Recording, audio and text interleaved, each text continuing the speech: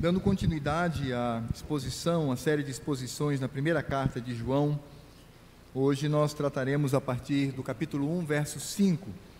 Por isso, abra a palavra de Deus na primeira carta de João, capítulo 1, verso 5, e nós leremos até o capítulo 2, verso 2. E é importante lembrar apenas algumas questões que foram colocadas na semana passada. Todos se lembram que João está escrevendo aqui por conta dos ataques de uma heresia que surgia dentro da igreja, chamada de gnosticismo. Quando o gnosticismo ele fazia uma junção entre a filosofia, as religiões de mistério e o evangelho. E João então vem para combater esta prática que não somente era estranha ao evangelho, mas também afrontava a santidade e a pureza de Cristo. Nós vimos que, por isto, João ele começa numa linguagem tão poética, falando sobre as duas naturezas de Cristo. E as nossas crianças, elas aprenderam domingo passado o que significa união hipostática, que é a união das duas naturezas em Cristo Jesus. Essas duas naturezas, elas não se misturam, mas elas também não saem da pessoa de Cristo, elas permanecem ali. Cristo, portanto, é verdadeiramente homem e verdadeiramente Deus. E essas duas naturezas, misteriosamente, elas convivem no Redentor. Então, a isto, como nossas crianças muito bem anotaram, e nós discutimos depois do culto aqui, nós chamamos teologicamente de união hipostática.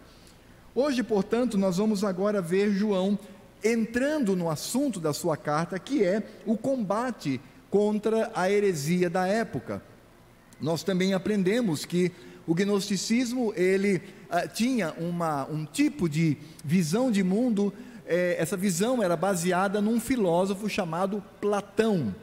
E a época do evangelho, então, um homem chamado Plotino, ele começa agora a trazer esses elementos, e a igreja, então, ela começa a absorver esta filosofia. Esta filosofia era uma filosofia que dizia que o mal está contido na matéria, e que o bem está contido no espírito. Tudo que é espiritual é bom, tudo que é material é ruim. E aí, então, eles começam dentro desta ideia, desta heresia, desta blasfêmia contra o Senhor, eles começam agora a criar um tipo de cristologia, ou uma doutrina de Cristo, que contrariava o ensino dos apóstolos, porque uns diziam que, na verdade, Jesus era homem, pecador, como qualquer um, mas Cristo o adota no momento do batismo e o abandona no momento da cruz. E aí vemos então apenas esse período em que Cristo, ele estava como que tomando o corpo do homem Jesus, o homem pecador. E nós sabemos que isso é uma brutal heresia. Outros diziam que Jesus era um fantasma, ele não tinha corpo, aquilo era apenas uma aparência, e aquele que morreu na cruz, aquele que vivenciou, que pregou, que esteve entre os seus discípulos, não era um ser humano, não havia matéria ali, não havia corpo, era apenas um espírito etéreo que convivia com as pessoas. Então veja que a heresia, ela é assim, a heresia, ela advém de um pensamento pré-estabelecido, e aí nós tentamos encaixar o evangelho dentro desse pensamento pré-estabelecido. E aí João, ele vai agora nos mostrar, aqui do capítulo 1, verso 5, até capítulo 2, verso 2, três afirmações que eram heresias com relação ao pecado. Como eles encaravam o pecado, como esta heresia afirmava acerca do pecado na vida do crente. E João, então, de maneira muito didática, nós veremos aqui, ele vai combater esses três pensamentos que eram heresias com relação ao pecado. E isso é o que nós veremos aqui no capítulo 1, do verso 5 até capítulo 2, verso 2. Diz assim a palavra de Deus: Ora, a mensagem que da parte dele temos ouvido e vos anunciamos é esta: que Deus é luz, e não há nele treva nenhuma. Se dissermos que mantemos comunhão com Ele e andarmos nas trevas, mentimos e não praticamos a verdade. Se, porém, andarmos na luz como Ele está na luz, mantemos comunhão uns com os outros e o sangue de Jesus, seu Filho, nos purifica de todo o pecado. Se dissermos que não temos pecado nenhum, a nós mesmos nos enganamos e a verdade não está em nós.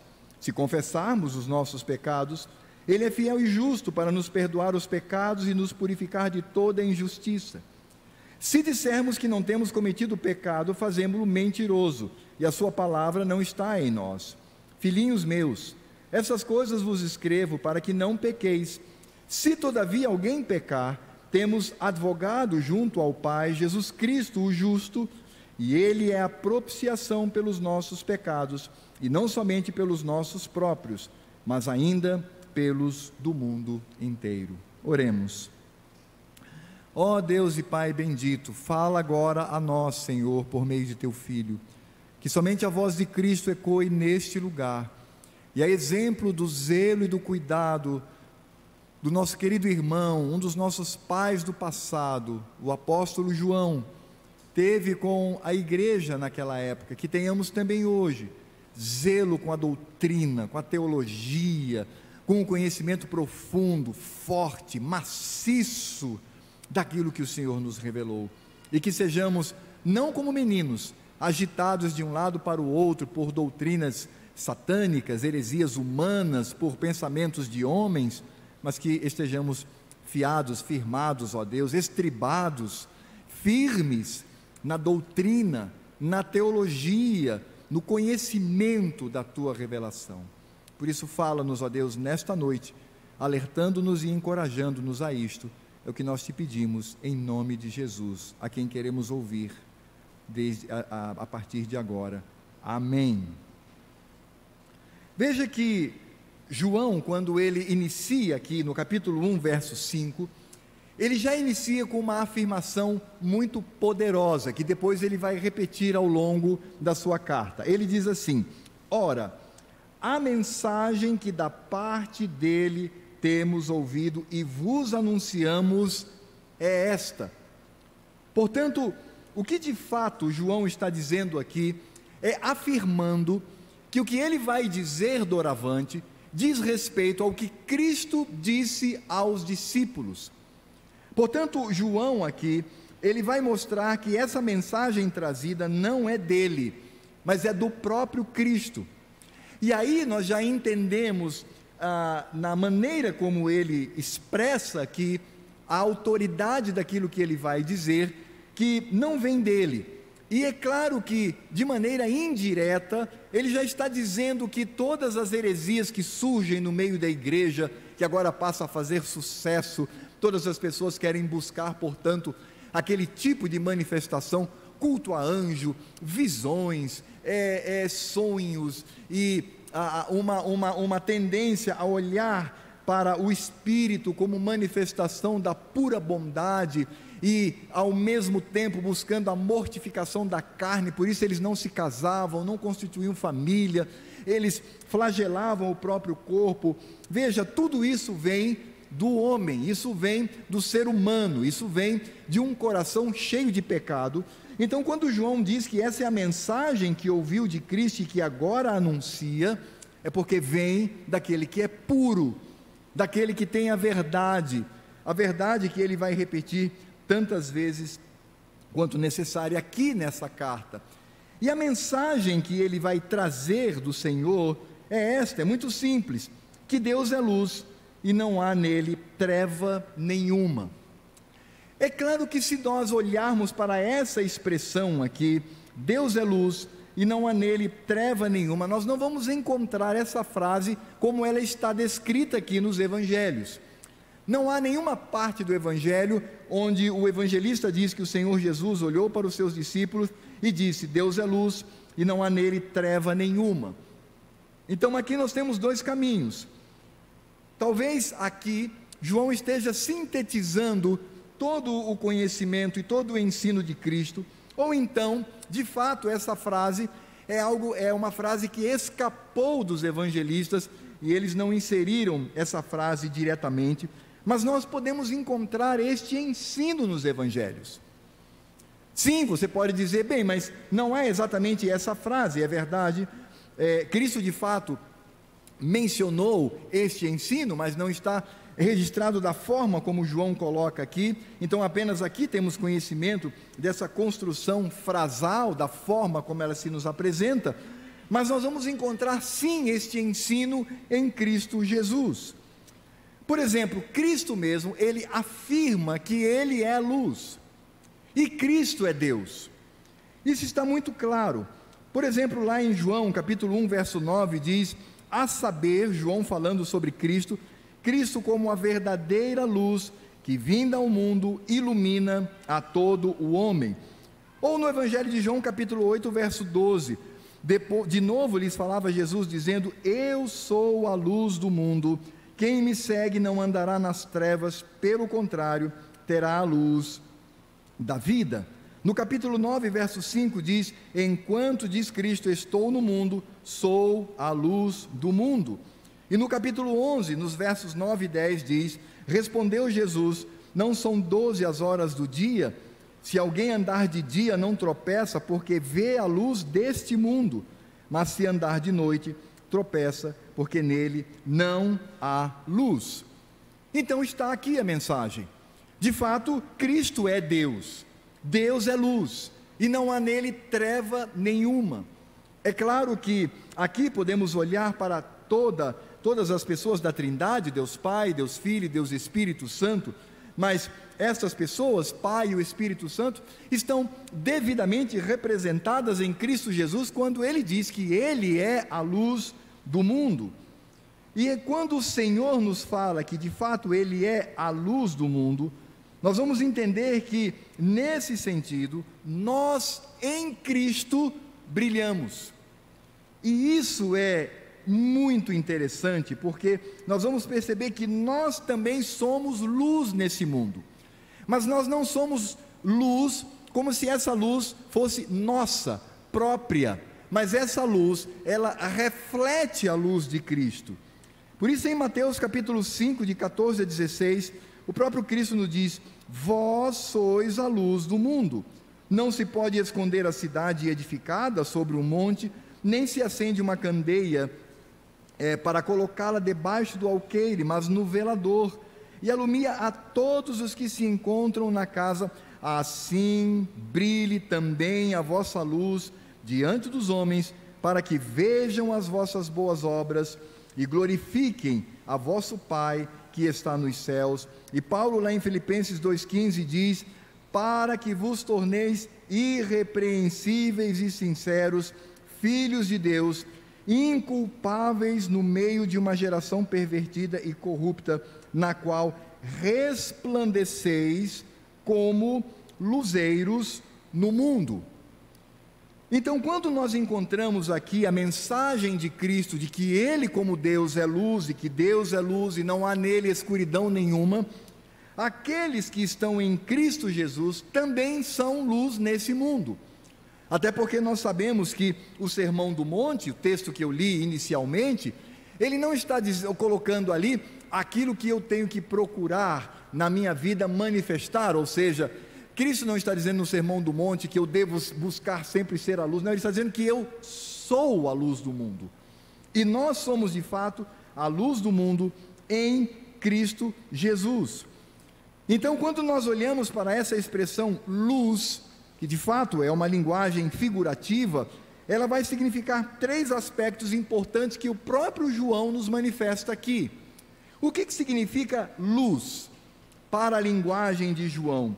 Olhando para o verso 5 até o capítulo 2, verso 2, nós vamos ver em primeiro lugar que essa luz, ela significa a verdade. Isso está no verso 6, no verso 8, no verso 10. Ou seja, luz aqui significa a verdade de Deus. E Cristo de fato é a verdade. Ele é o caminho, a verdade e a vida, e ninguém vai ao Pai senão por Ele.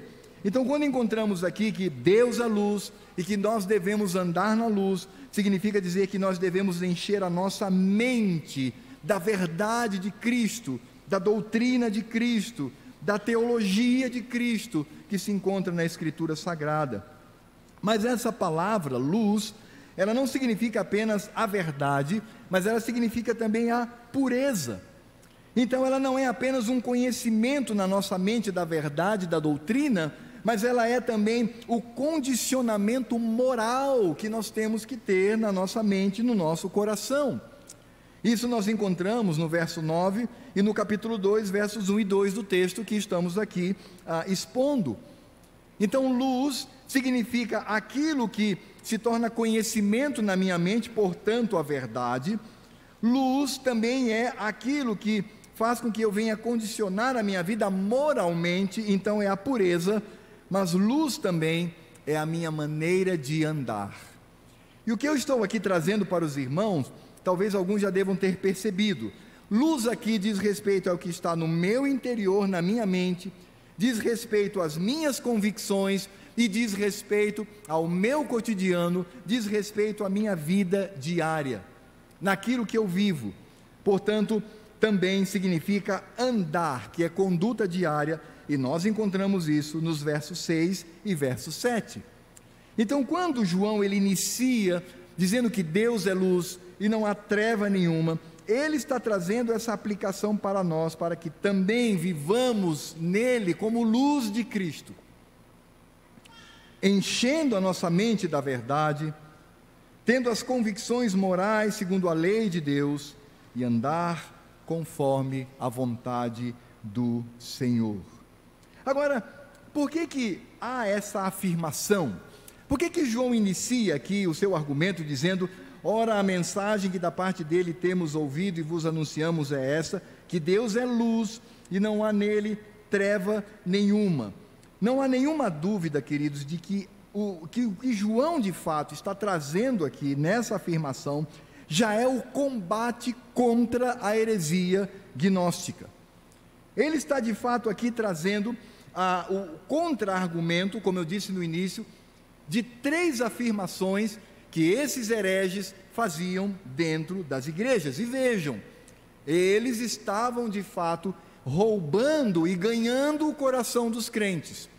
Os crentes, quando ouviam aquela mensagem, se sentiam muito à vontade e se sentiam solidários com a heresia. E é isso que acontece. Nós somos solidários às heresias. Nós somos solidários ao erro. Nós somos solidários ao engano teológico. Porque toda heresia, todo engano teológico, ele satisfaz a nossa humanidade. Nós nos identificamos ali, nós nos vemos ali. É por isso que você vai ver hoje, trazendo para a realidade atual, quando muitas igrejas, elas enaltecem a pessoa, elas enaltecem o indivíduo. Então os pastores, eles estão muito mais preocupados com os visitantes, ele está preocupado com os crentes, e ele quer então elevar esses crentes a um estado de conforto tal, que eles se sintam cheios de si mesmo, quer retirar, trazer fórmulas mágicas para que eles não sofram, quer fazer do homem, assim, o grande clangor de trombetas. Eu mesmo, amados, ao longo dessa jornada de 32 anos de ministério pastoral, quantas vezes eu já ouvi pessoas que se dizem crentes, que andaram conosco aqui e que diziam: pastor Alfredo, chega de bater, chega de falar de pecado, chega de dizer que nós somos nada e que Deus é tudo, eu estou precisando de alguma coisa assim que possa me elevar. Eu me lembro que uma vez uma pessoa que frequentou nossa igreja há muitos anos e não está mais conosco, me deu carona até em casa, e ele disse: pastor, as suas mensagens são boas, elas são didáticas, elas são interessantes. Quando alguém fala isso, eu já ligo a antena, não é? Eu já ligo logo a luz vermelha. Mas eu acho que o irmão precisa mudar um pouco. Eu queria inclusive indicar para o irmão, não sei se o irmão conhece, tem um pregador na internet, na televisão, chamado Silas Malafaia. E, irmão, por que o irmão não ouve esses sermões e pode trazer para a igreja? Porque ele fala muito assim, né, da vida da pessoa, e ele nos enaltece, etc. E eu disse para ele: meu irmão, esse pastor que você mencionou, eu o conheço desde a década de 1980, eu conheço, quando ele iniciou o seu ministério. Ele possui seus méritos, claro, não há como negar isto. mas esse irmão, ele é psicólogo. Então o que ele leva para o púlpito não é a escritura sagrada, é a psicologia.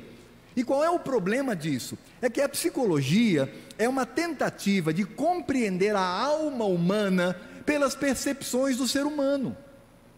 Esse é o problema. Então ela sempre vai buscar enaltecer, mostrar que você não tem culpa de nada, que você é vítima de alguma coisa e de que você precisa ter a sua alma elevada. E aí então eu disse de maneira muito carinhosa, mas firme, eu disse: meu irmão, se você continuar conosco na primeira igreja presbiteriana de Roraima, você vai ouvir todos os domingos que nós não temos valor nenhum. O único que possui valor é Cristo, e nele somos valorizados. Esse é o problema da heresia. A heresia, ela nos atrai, ela de fato enche o nosso coração, porque não requer de nós muita, vamos dizer assim, muito estudo, muita meditação. É algo que vem, já traz um conforto momentâneo e carnal, e ali então eu me sinto muito bem. Claro, porque de fato, o que é melhor aos ouvidos? Dizer que nós não valemos nada, que somos pecadores, que somos imundos, que as nossas justiças são como trapos de imundícia, e de que pecamos todos os dias, e de que o pecado leva o Senhor Deus à ira, e o pecado gera morte, e que nós precisamos nos arrepender, e nos encurvar, e diminuir, para que Cristo cresça, e que todo valor que existe em nós vem de Cristo. O que é melhor? Ouvir esse tipo de mensagem, ou dizer alguma coisa do tipo: não, você tem valor, você tem valor dentro de você. Sabe o que fez com que Deus matasse seu filho na cruz? Não foi somente a vontade dele, mas foi o seu valor. Pelo seu valor Cristo morreu. O que é mais gostoso ouvir? Eu vou ser sincero com os irmãos, é o segundo tipo de mensagem. Para mim é o segundo tipo, eu não tenho nenhuma dúvida quanto a isto. Por isso a heresia, ela enche o nosso coração, ela enche o nosso estômago, a nossa mente, porque a mensagem do Evangelho, ela é contracultural, ela vem abalroar. É como se você estivesse correndo numa direção nos trilhos de um trem, e em sua direção viesse um trem em alta velocidade, você vai se chocar com esse trem. Você é você mesmo. O trem é o Evangelho, e ele nos esmaga, porque é no momento em que somos esmagados, que reconhecemos como nós somos débeis, pequenos, pecadores. Aí então o Senhor Deus vem e nos edifica, nos reconstrói, sanciona sobre nós honra, a honra de Cristo, e aí então podemos viver felizes ao lado do Senhor. Veja que, nesse sentido, a heresia que nós encontramos nesta época, era uma heresia que já se circulava entre as pessoas do mundo. Como eu já disse e repito, o espírito é totalmente puro, mas a matéria é totalmente má, que o verdadeiro eu é o espírito, e esse não tem pecado, somente a casca, o copo, o invólucro, que é o corpo, esse sim possui, obviamente, o mal. E como nós somos influenciados por isso? Como nós somos influenciados por isto? Quando você ouve sobre alguém que está sendo velado, o corpo, né? A pessoa está ali. Você não diz a pessoa dizendo assim, até ouve, mas não é muito comum. Fulano está sendo velado em tal lugar. Mas a grande maioria vai dizer, o corpo de fulano está sendo velado. Por isso nós podemos fazer um exercício bem rapidinho aqui, em silêncio. Você é corpo ou você possui um corpo? Se você diz, eu sou um corpo, está correto. Quando você diz, eu possuo um corpo, você já está, de alguma maneira, influenciado pela filosofia de Platão. Eu não sou, eu tenho. Essa era a heresia. Percebe como é sutil? Então esses diziam que o verdadeiro eu era de fato o espírito. Como eu disse, já várias vezes participando de velórios de crentes, eu ouvi queridos colegas, pastores, líderes dizendo: meus irmãos, fulano não está mais aqui, ele está no céu, isso aqui é só matéria, vai virar pó. E eu dizia: Senhor, tem misericórdia, porque o que eu estou vendo aqui é o meu irmão que dorme e que será sepultado, semeado, para um dia ressuscitar com este corpo, porém glorificado para a tua glória. É por isso que esses gnósticos diziam que nós deveríamos de alguma maneira mortificar a carne, fazendo essa carne sofrer. Mas olha só que absurdo, porque esses gnósticos, por um lado, alguns diziam que devemos machucar a nossa carne, que devemos chicoteá-la, feri-la, não podemos casar, não podemos constituir família, cada vez mais mortificando a carne. Por outro lado, outros diziam que eu mortifico a minha carne quando eu entrego a minha carne à total devassidão. Então eles diziam: pequem o máximo que vocês puderem, porque quando vocês pecam, vocês desonram a carne, e o espírito, que é um prisioneirozinho dentro da sua carne, ali doido para se ver livre, ele será enaltecido. Então essas pessoas buscavam os prazeres do pecado, porque assim acreditavam que estavam caminhando no caminho de Cristo. E talvez você no seu coração diga assim: nossa, mas como é que eles acreditavam nesses absurdos? Ah, meus amados, nós também temos os nossos absurdos naquilo em que acreditamos, porque quanto menos conhecemos a doutrina da Escritura Sagrada, mais embasados estamos, e como crianças somos susceptíveis a sermos levados de um lado para o outro por todo o vento de doutrina. E é exatamente isso que João combate aqui. E a estrutura que ele traz aqui, como eu disse, são 3 afirmações. A estrutura que nós encontramos aqui, elas são divididas pela conjunção condicional se. Olha só, veja bem comigo aqui. Verso 6, se dissermos. Verso 7, se porém. Verso 8, se dissermos. Verso 9, se confessarmos. Verso 10, se dissermos. Essa sequência de sis, de fato, é a estrutura que ele utiliza. E como é que ele faz esse jogo de palavras? Isso é muito interessante dentro da didática de João. Ele está aqui mostrando primeiro que isso vai da minha decisão, da minha opção, daquilo que eu de fato amo e eu quero, mas muito mais que isso, é interessante porque ele primeiro traz a heresia, ele cita uma palavra que vai apontar para a heresia, e em seguida ele traz ali o combate desta heresia. Então são 3 heresias. Então o primeiro se é a heresia, o segundo é a forma como nós lutamos contra esta heresia. É por isso que de fato nós vamos encontrar então aqui essas 3 afirmações, e nós vamos ver cada uma delas rapidamente, para ver como João deflagra a heresia e como ele diz que devemos atuar. A primeira heresia está no verso 6. Se dissermos que mantemos comunhão com ele e andarmos nas trevas, mentimos e não praticamos a verdade. Em outras palavras, o que os gnósticos diziam é que o pecado, preste atenção, o pecado não tem poder para cortar a comunhão do crente com Deus.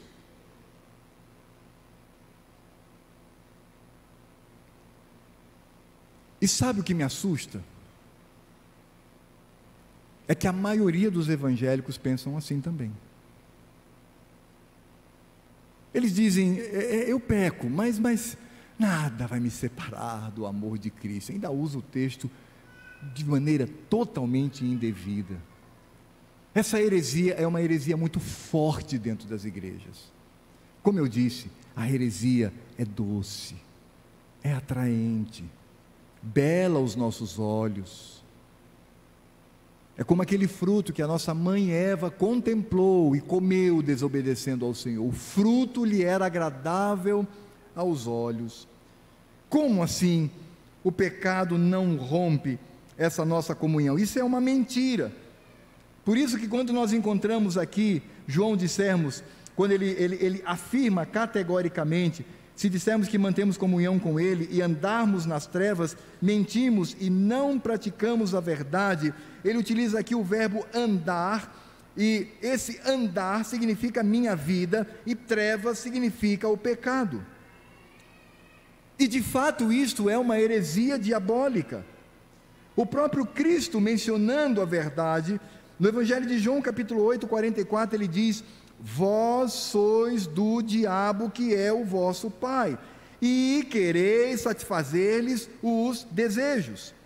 Ele, o diabo, foi homicida desde o princípio e jamais se firmou na verdade, porque nele não há verdade. Quando ele profere mentira, fala do que lhe é próprio, porque é mentiroso e pai da mentira. Em outras palavras, essa mentira trazida aqui é uma mentira diabólica. Significa dizer que os seres humanos, eles não estão firmados no Evangelho, mas eles estão firmados na carne, e estão firmados nas mentiras satânicas, para destruir vidas diante do Senhor. Mas é impressionante como essa heresia é recorrente. É aquilo que nós temos falado semanalmente, quase que semanalmente. Desenvolve em nós um cinismo satânico, carnal. Vivemos no pecado, mas no final das contas Deus é um Papai Noel. Ele vai fazer um ho, e Ele vai me abraçar e me aceita como eu sou. Não, Ele não aceita como você é. Não aceita. Sim, Ele odeia o pecado com todas as suas forças. E não podemos negar que o pecado gera a morte. É nesse intuito que nós precisamos compreender a verdade trazida. Por isso, quando João traz aqui a mentira, se dissermos que mantemos comunhão com Ele, andamos nas trevas, mentimos e não praticamos a verdade, no verso 7 ele traz aqui o que é verdadeiro. Se, porém, andarmos na luz, como Ele está na luz, mantemos comunhão uns com os outros, e o sangue de Jesus, seu Filho, nos purifica de todo o pecado. Veja que aqui, quando João traz a verdade, a doutrina verdadeira, a teologia saudável, ele está falando aqui de comunhão, e ele está falando aqui que a nossa comunhão com Deus, ela também se expressa na comunhão com a igreja. E quando nós pensamos na comunhão da igreja, nesse contexto de João, trazemos aqui uma das marcas da igreja. Sabe qual é uma das marcas da igreja de Cristo nessa terra? A disciplina. Você sabe como no Velho Testamento eles tratavam os recalcitrantes e que não queriam de maneira nenhuma buscar ao Senhor? Sabe o que o Senhor ordenou lá no Velho Testamento? Apedrejá-los até a morte. O que Deus disse foi, num alto e bom som: mata, extermina este ímpio do meio do meu povo, para que o mal não se alastre. É por isso que o próprio Cristo, quando ele fala do processo da disciplina, ele diz: primeiro vai ao teu irmão, se ele não ouve, chame 2 ou 3 testemunhas e vá a ele. Ele não te ouve, leve-o à igreja. Não ouviu, mate-o. Claro que não mais de maneira literal, mas ele diz: considera-o morto para a igreja, como publicano e fariseu. Não choca essa mensagem? O que é melhor ouvir? Não, mesmo com os nossos pecados, e a gente vivendo em pecado, meio nas trevas, mas o Senhor é tão bom, Ele é tão bondoso, Ele é como Gepeto, Ele é como Papai Noel, Ele é como, eles aceitam. Ou nós afirmarmos que Deus odeia o pecado, e Ele diz: elimine esta praga do meio de vocês.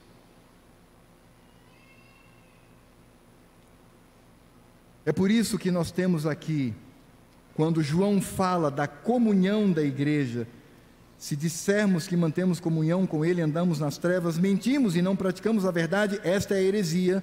A resposta: se porém andarmos na luz, como Ele está na luz, mantemos comunhão uns com os outros. Aqui não traz apenas a comunhão fraternal, mas a comunhão firme da disciplina do Senhor. Quantas vezes nós não somos levados a pensar, até eu mesmo, irmão, eu me incluo nisso, sinceramente. Quantas vezes não somos levados a pensar, nossa, mas eu acho que a gente está sendo muito duro com aquela pessoa. A pessoa é pecadora, é blasfema, ela não quer saber de nada com Deus, ela só quer viver um cristianismo meio capenga, ele quer viver a sua vida, ele quer ver o seu pecado. Aí quando a igreja vem, a liderança vem, dá-lhe uma disciplina firme, expulsa da igreja, diz: você não é bem-vindo neste lugar. Ai, nossa, esse conselho não tem amor, essa igreja não tem amor. Não tem mesmo não. Ao pecado, não.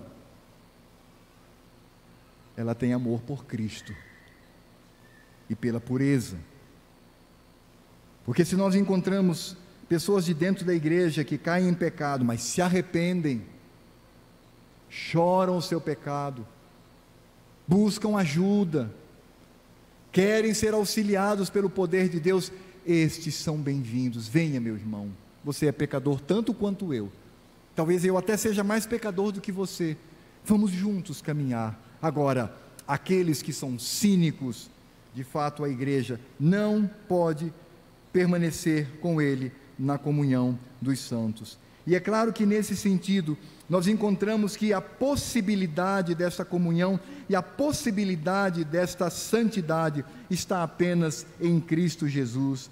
Por isso que João aqui, quando ele menciona sobre esta verdade, ele vai dizer assim no verso 7, lá no finalzinho, quando ele diz: e o sangue de Jesus, seu Filho, nos purifica de todo o pecado. João não está dizendo aqui que precisamos atingir o status de impecabilidade, de não termos mais pecado algum, não, mas o que ele está dizendo é que nós seguimos a Cristo e nele somos purificados, nos arrependemos dos nossos pecados, nos envergonhamos dos nossos pecados e vamos até Cristo, e Ele então nos perdoa, Ele nos limpa, Ele nos abraça, Ele nos cobre com a sua graça, Ele nos cobre com o seu amor, e Ele diz: vem meu filho, vem a mim, e certamente eu vou aliviá-lo desta tragédia na sua vida que é o pecado, e torná-lo limpo e puro.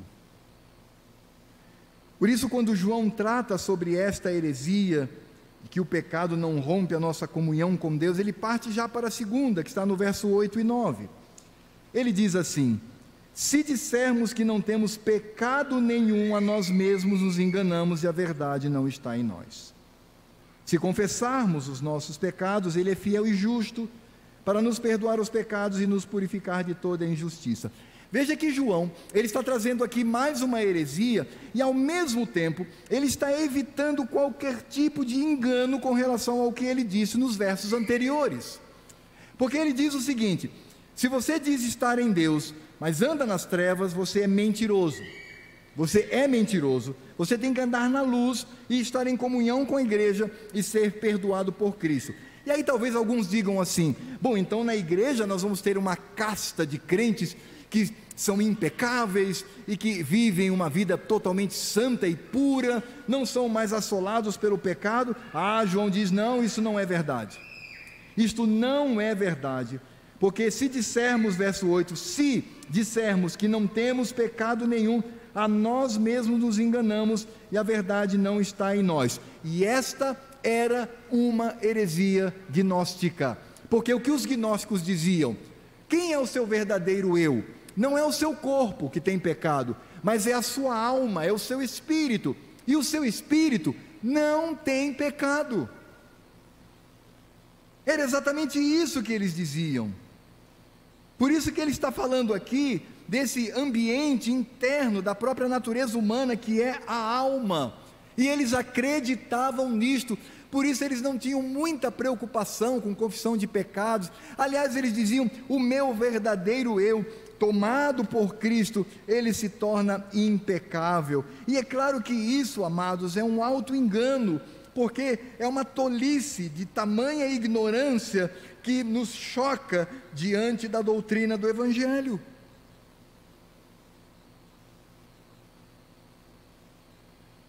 E se nós queremos ter um termômetro de como anda a nossa vida com o Senhor Deus, é só nós percebermos até que ponto o nosso pecado nos envergonha e nos entristece diante do Senhor. Alguns crentes estão acostumados a orar por atacado: Senhor, perdoa as minhas faltas, perdoa os meus pecados. Aí dá vontade de bater no ombro desse irmão com todo carinho e dizer assim: meu irmão, que pecado? Qual é o pecado?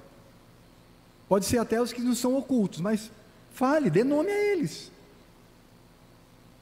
Perdoe as nossas faltas incontáveis. Não, são contáveis sim, dá para você contar, conte uma por uma. Revele ao Senhor. De fato, nós muitas vezes nos enganamos e tratamos o pecado como algo que passa de largo, passa distante. Não, nós somos pecadores, nós somos concebidos em pecado. Isso é uma questão de hereditariedade e não há como fugir.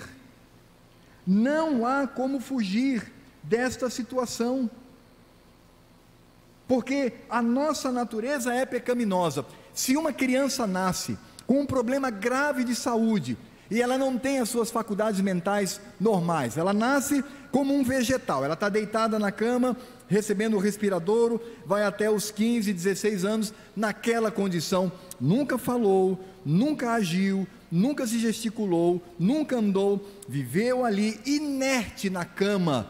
Você pode ter certeza de que ali há um depravado pecador diante de Deus, porque a nossa natureza é pecaminosa. Eu tenho, por exemplo, lá no meu quintal, e eu não sei porque Sandra e a Ivani, que é a pessoa que nos ajuda lá, insistem tanto naquelas árvores, que são limão, laranja, não dá um fruto.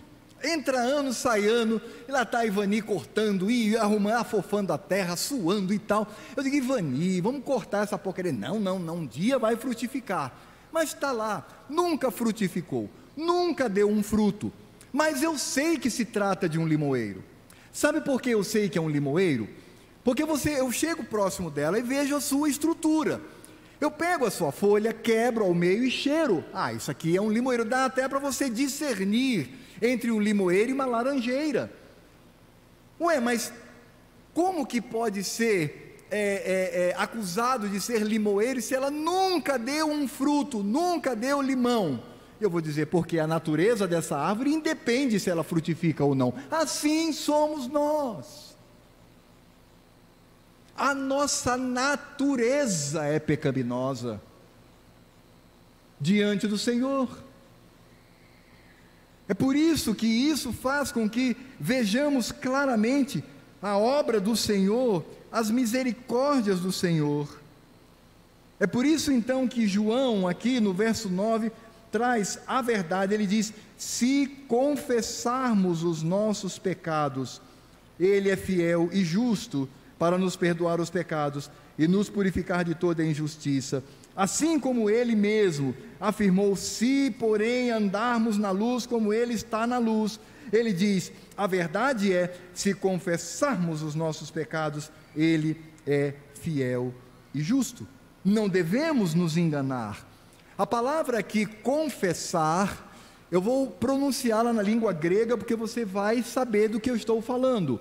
A palavra utilizada aqui por confessar é homologel, que é de onde vem a palavra homologar. Você vai num cartório para homologar um documento. É exatamente essa palavra.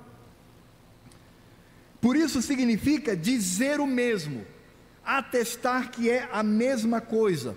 Significa reconhecer, significa confessar. Por isso, quando ele fala aqui que nós devemos Confessar os nossos pecados significa dizer que nós devemos falar aquilo que nos é peculiar, aquilo que está no nosso coração, aquilo que está igual à nossa mente, reconhecer que somos pecadores. Por isso que aqui a condição que João nos coloca é o desejo de ser perdoado e de ser santificado, se confessarmos. E quando nós confessamos, então nós temos aí a fidelidade e a justiça de Deus aplicadas em nós, por pura misericórdia. A mensagem é esta: se você se arrepende e você confessa, você será perdoado, você será purificado, e Deus vai fazer isto, em primeiro lugar, por conta da sua fidelidade. E a palavra fidelidade aqui aponta para o pacto de Deus, a aliança de Deus, o trato de Deus conosco, que somos o seu povo. Ele prometeu que há de nos perdoar, Ele firmou a sua palavra, mas não apenas isto, mas Ele, além de olhar para o pacto e se lembrar da aliança feita com a sua igreja, Ele também é justo, Ele aplica a justiça. Há aqui um ato justo do Senhor. Deus não é injusto em nos perdoar e levar outros para o inferno, não, porque Ele aplica em nós a justiça que ocorre por meio de Cristo, porque toda a ira de Deus mortal, toda a ira de Deus de extermínio contra o meu pecado, foram lançados em Cristo Jesus. Por isso, justamente eu sou perdoado. Por isso, quando nós encontramos a palavra fidelidade apontando para o pacto, esse pacto é feito por meio de Cristo Jesus.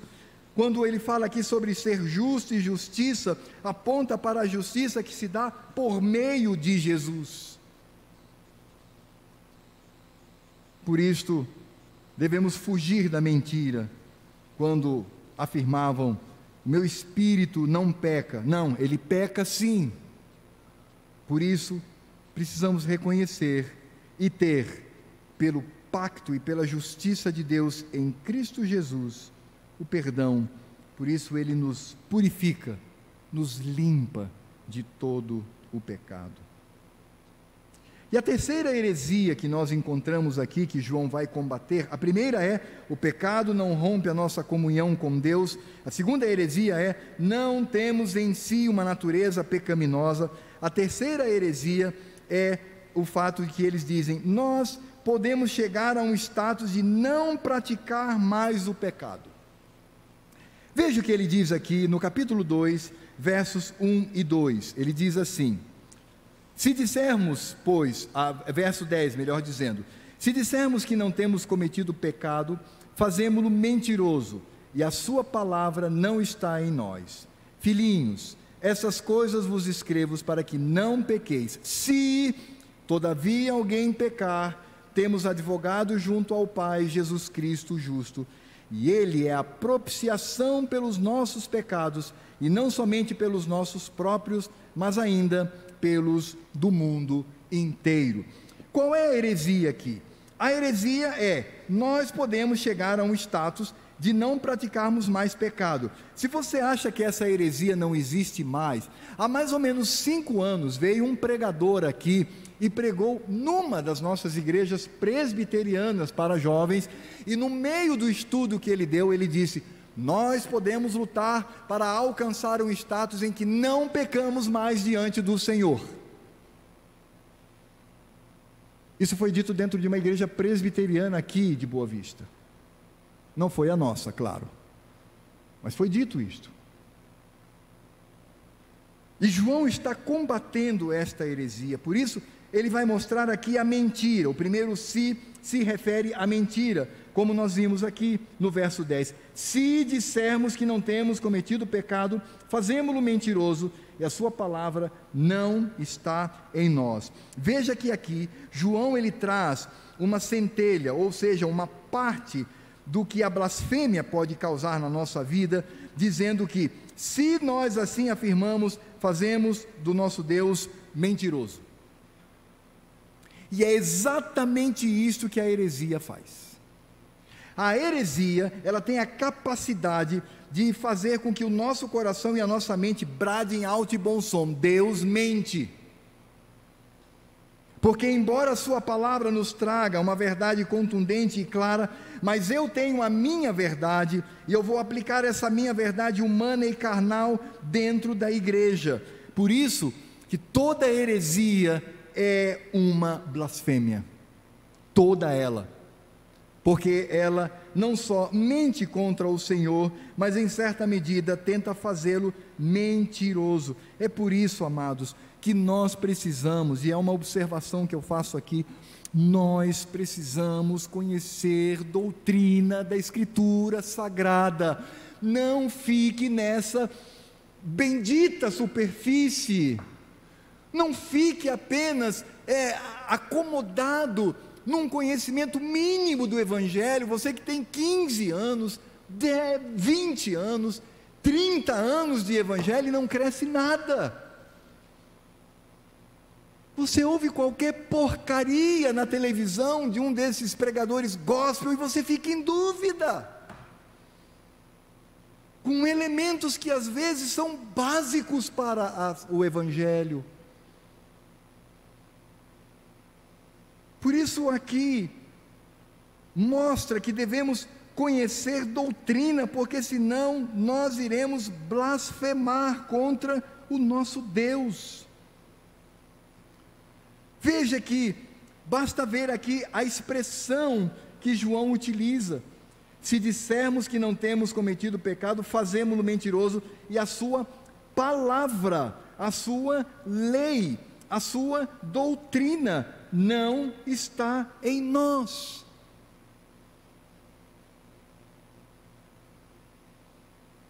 Às vezes um irmão muito bem intencionado, querido e amado, chega: pastor, olha essa música, vamos cantar essa música no culto. E eu ouço,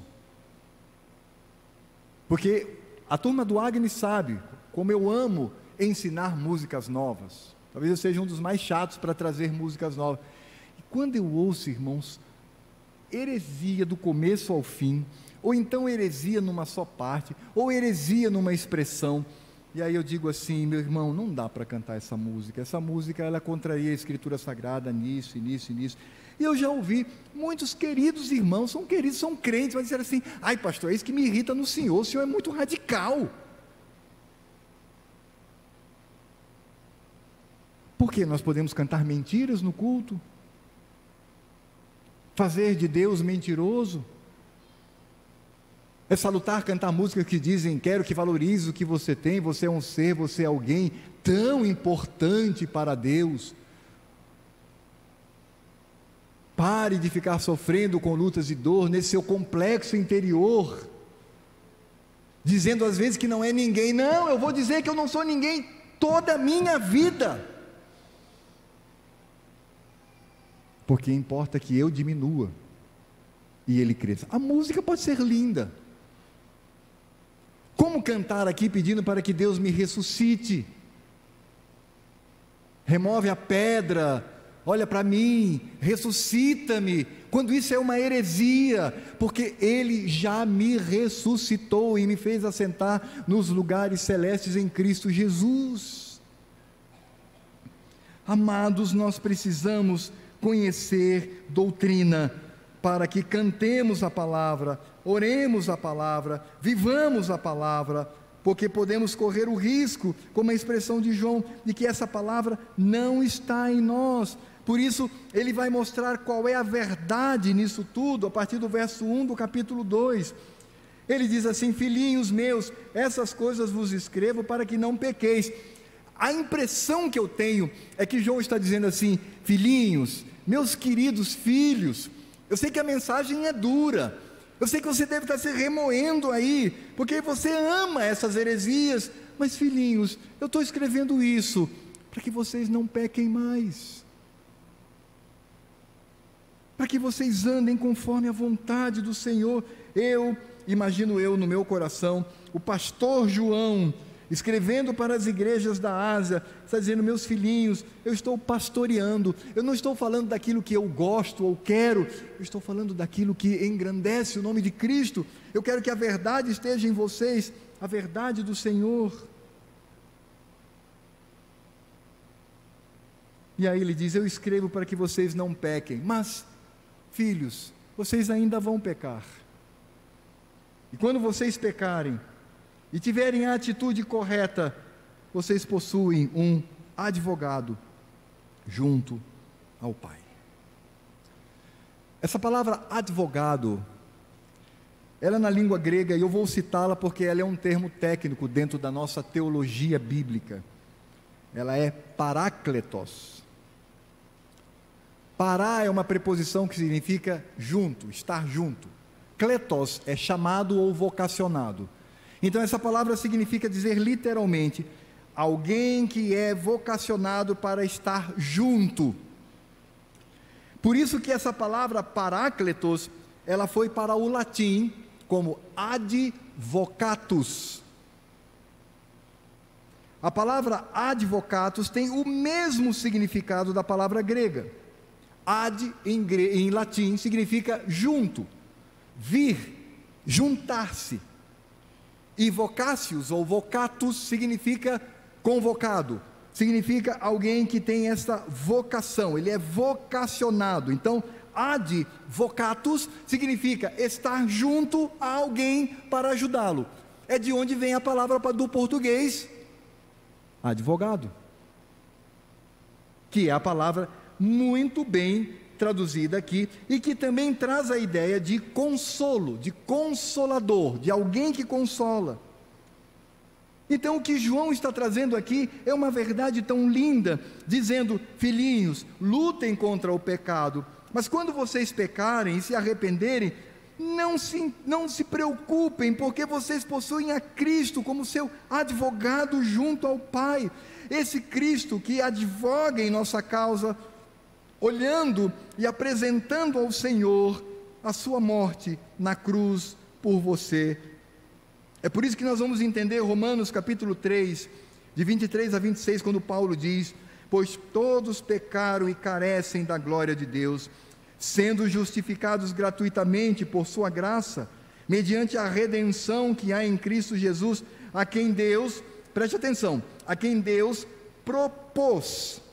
Guarda essa palavra no seu coração aí. Propôs, Deus propôs no seu sangue, como propiciação mediante a fé, para manifestar a sua justiça, por ter Deus, na sua tolerância, deixado impunes os pecados anteriormente cometidos, tendo em vista a manifestação da sua justiça no tempo presente, para Ele mesmo ser justo e o justificador daquele que tem fé em Jesus. Essa expressão aqui, a quem Jesus Cristo, a quem Deus propôs no seu sangue como propiciação mediante a fé, sabe o que significa essa linguagem? A palavra aqui traduzida por propôs significa expor, colocar à vista, e era uma palavra também muito utilizada para funeral, quando um corpo era exposto aos olhos dos que estavam ali naquele lugar. Em outras palavras, o que de fato Paulo está dizendo aqui sobre a propiciação de Cristo é que quando nós pecamos contra Ele e ali nos arrependemos e nos escondemos em Cristo Jesus, Cristo se apresenta entre nós e o Pai, e o Pai, quando olha para nós, vê a seu Filho, e vê a seu Filho crucificado, vê a obra de redenção, a obra de propiciação, a morte do Cordeiro, e naquele instante então o Senhor nos perdoa de todo o pecado, e aí então nos tornamos limpos diante do Senhor.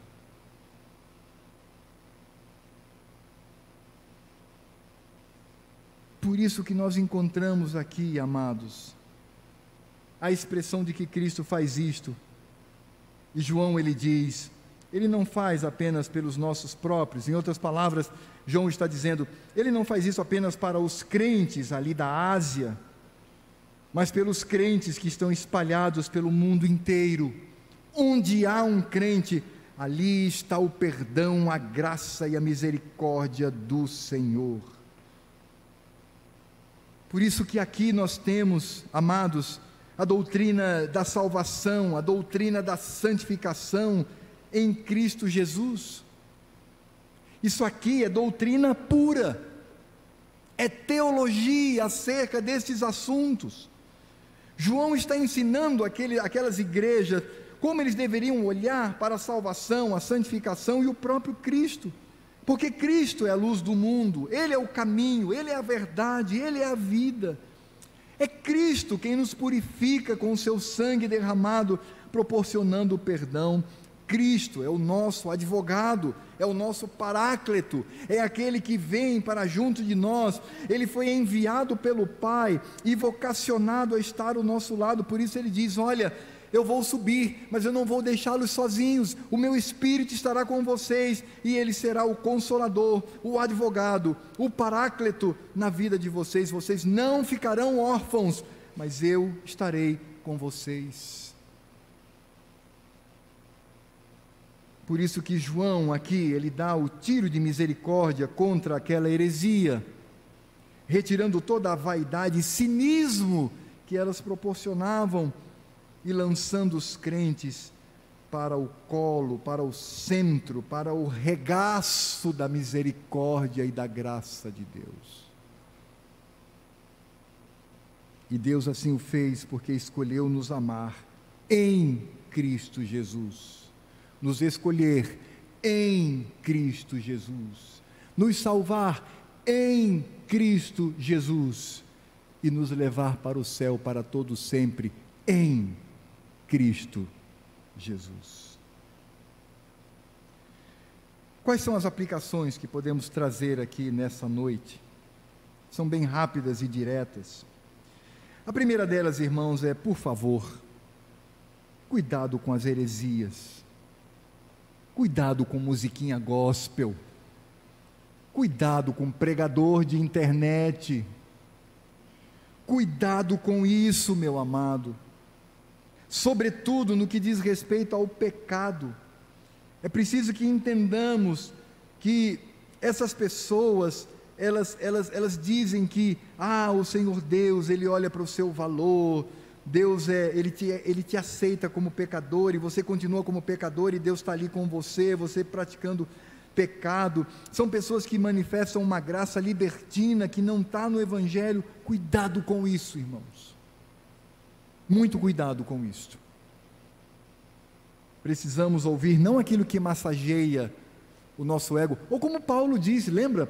Coceirinha no ouvido, lembra quando ele fala sobre isso? Como coceirinha no ouvido, coceira no ouvido? Não.